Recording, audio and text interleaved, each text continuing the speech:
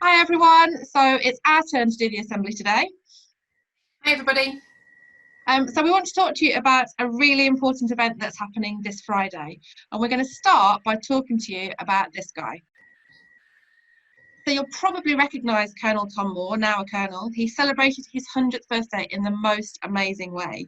So I'm sure you know that in the days leading up to his birthday, he walked 100 laps of his yard and he raised almost £33 million for the NHS charities. He was also sent over 150,000 birthday cards, including some from our own students, and he was made an honorary colonel. On the day, on the actual birthday, he was honoured by 2 flyovers. So there was a Hurricane and a Spitfire in the morning, and a Wildcat and Apache helicopter in the afternoon. And when he spoke about the fly past on that morning, Tom said, "I'm one of the few people here who has seen Hurricanes and Spitfires fly past in anger. Thankfully today, they're all flying peacefully." And today we want to talk to you about VE Day and about the stories of some of the people that were there. So VE Day was the 8th of May 1945, and it stands for Victory in Europe Day. This marked the end of conflict in Europe, and it marked the demise of the Nazi regime. It didn't bring total peace because there was still war going on in Japan, and it isn't actually until August of 1945 that we can officially say the Second World War ends completely.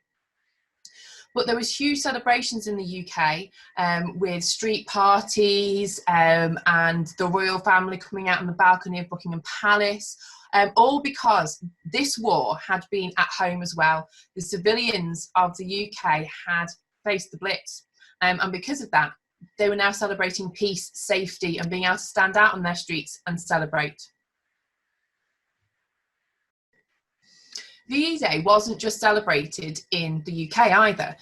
We are part of the Commonwealth. There were more Commonwealth countries included then than there are now, but our Commonwealth countries also celebrated it, and they do so today as well.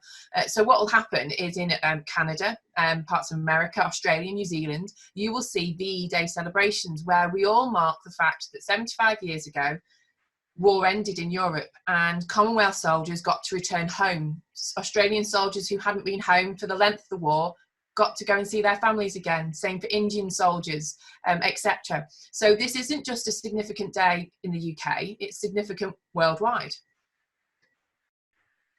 So we want to talk to you about some of the people that were there at the time from all around the world. So Michael Bondel was at the Battle of Monte Cassino in January 1944. At 1 a.m. on the 12th of May, he advanced forward with the infantry. The signallers had been told to carry arms, but Michael was carrying telephone equipment and it was too much to carry arms as well. So they went into battle unarmed and frequently had to stop work and take cover, throwing themselves on the ground under enemy fire. The casualty rate was really high, and Michael made the decision to retreat. Soon it would be daylight and the Germans would be able to pick off the remaining soldiers one by one. Michael explained that by the time they got back down and regrouped, there was hardly any people left.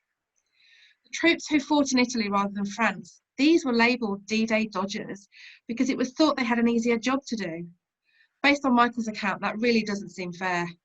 British soldiers wrote a song about the Battle of Monte Cassino and they ironically called it D-Day Dodgers. I'm going to read you the end of it. "Look around the hillsides, through the mist and rain. See the scattered crosses, some that bear no name. Heartbreak and toil and suffering gone. The lads beneath, they slumber on. They are the D-Day Dodgers who'll stay in Italy." So I'm going to tell you next of the story of a member of the French Resistance. The French Resistance were an underground organisation because France was Nazi occupied during the Second World War. There were French civilians who looked as if they were on the side of the Nazis and were getting information from the Nazis, but in actual fact they were feeding it to the British and American troops. Lisa is one of the French Resistance, and she discovers via radio communication that there is going to be the Allied advance, that the British and the American troops are going to be advancing forward and are making the big push to push the Germans back out of France. She takes her life into her own hands and she cycles out and she cycles for many days to get to the nearest line of Allied soldiers to inform them that support is coming and what the plan is. And she does this through Nazi-held territories, and she has to keep herself out of sight. She often sleeps in ditches or disused barns and things like that in order to get herself to the nearest group of British soldiers.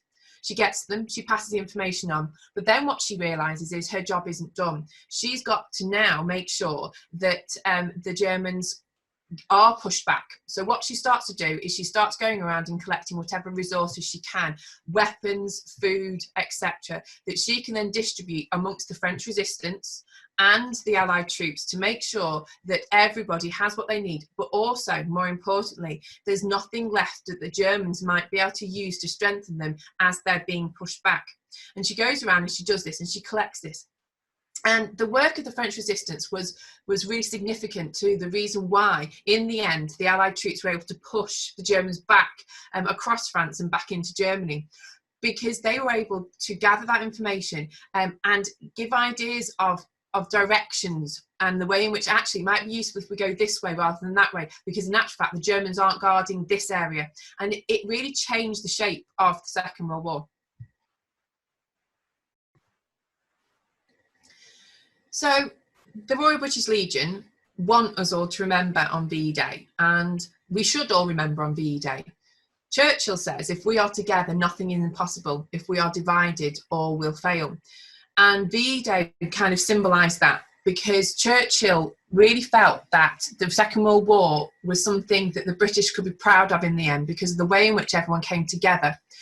So it is important on VE Day for us to remember the way in which our family, our grandparents, our great-grandparents came together and fought and wanted to get success to protect our country. And then on that day, on the 8th of May, when they had victory in Europe, they all came out together once again in their streets to celebrate, to stand next to friends and family and know that they had peace, that they weren't going to get the planes coming overhead anymore, that they could sit out on their chairs in their streets and have a scone and a cup of tea and just be happy. So there were lots of celebrations planned. It's a massive anniversary, the 75th. Obviously, a lot of those plans have had to be cancelled, but the bank holiday was moved. We're all on holiday that day, and there are still lots and lots of things that you can do to commemorate this day at home. There are British Legion celebrations, and we want to say thank you actually, because we have used some of the stories from British Legion resources in this assembly. But on the day, there is going to be a national 2-minute silence from 11 to 11:02. And then the British Legion have got a live stream on Facebook and on their website from 11:15. We've got Derby City County Council are broadcasting a special dedication service that they've pre-recorded, and they're doing that at 2:45 on Facebook.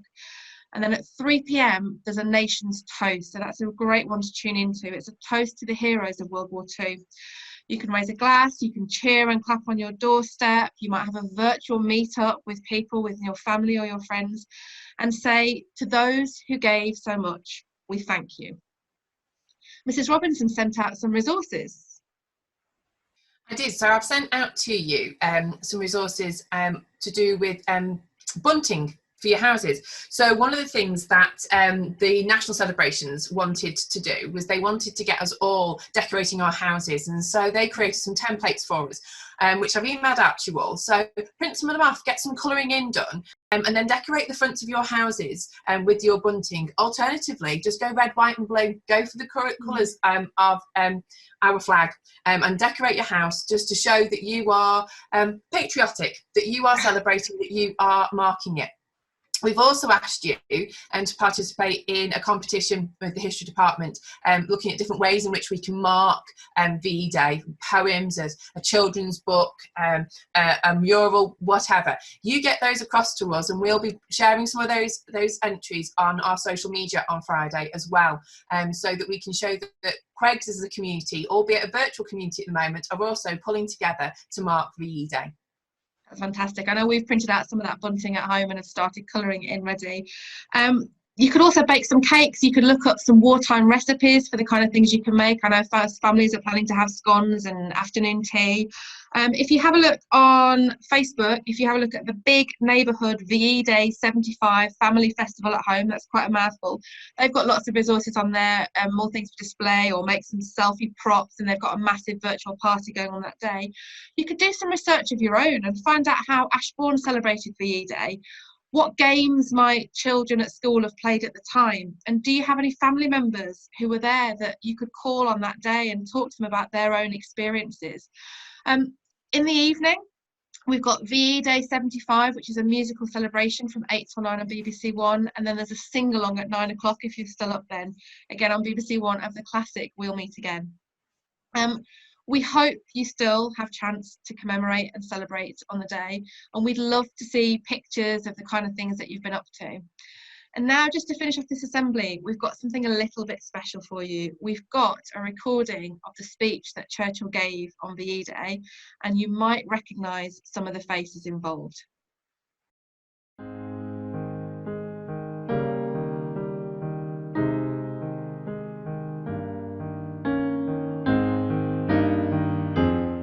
God bless you all. This is your victory.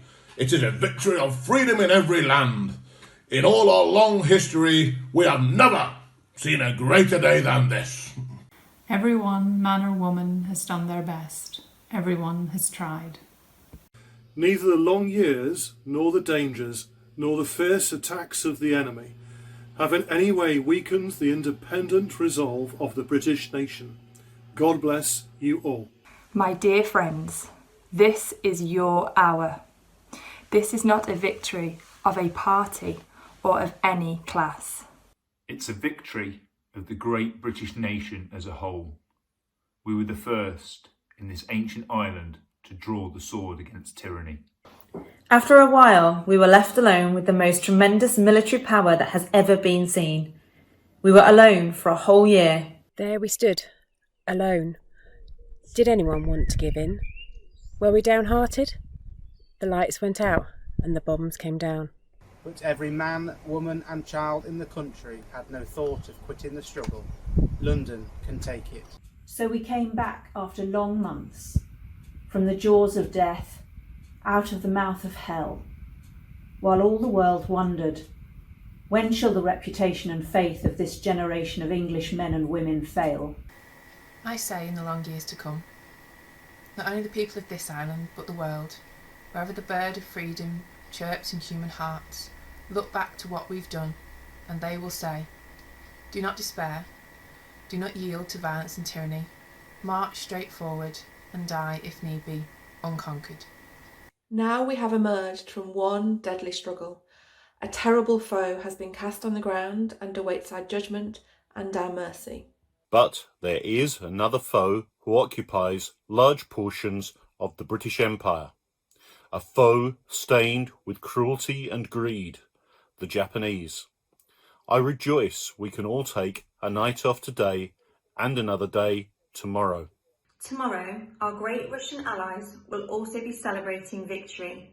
And after that, we must begin the task of rebuilding our hearth and homes, doing our utmost to make this country a land in which all have a chance, in which all have a duty, and we must turn ourselves to fulfil our duty to our own countrymen and to our gallant allies of the United States, who were so foully and treacherously attacked by Japan. We will go hand and hand with them. Even if it is a hard struggle, we will not be the ones who fail.